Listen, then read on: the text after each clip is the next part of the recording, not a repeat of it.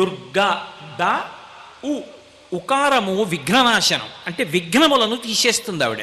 ఏదైనా ఓ కార్యం తలపెట్టగానే అది జరగకుండా అడ్డొచ్చేటటువంటి ప్రతిబంధకాన్ని తీసేస్తుంది, అందుకని విఘ్ననాశనం చేస్తుంది. రోగనాశనం, శరీరానికి వచ్చేటటువంటి రోగమును పోగొట్టి ఆ శరీరము ఆరోగ్యంగా ఉండి భగవతిని ఉపాసన చెయ్యడానికి కావలసిన శక్తిని అనుగ్రహిస్తుంది. కాబట్టి గత జన్మలలోనూ ఈ జన్మలోనూ ఇతపూర్వం చేసినటువంటి పాపములు ఏవున్నాయో ఆ పాపములు ఆవిడని అనుగ్రహాన్ని పొందడానికి వెళ్ళేటటువంటి మార్గంలో అడ్డొచ్చి ఆవిడ వైపుకి నడవకుండా అడ్డుపడకుండా తొలగిస్తుంది, పాపములను తొలగిస్తుంది. కాబట్టి ఆ అకారము చేత శత్రుభయాన్ని తీసేస్తుంది. శత్రుభయం అంటే శత్రువుల్ని చంపుతుంది అని అన్వయం చేయకూడదు. నా మీద శత్రుభావన ఎవడు పెట్టుకున్నాడో వాడికి శత్రుభావన పోతుంది.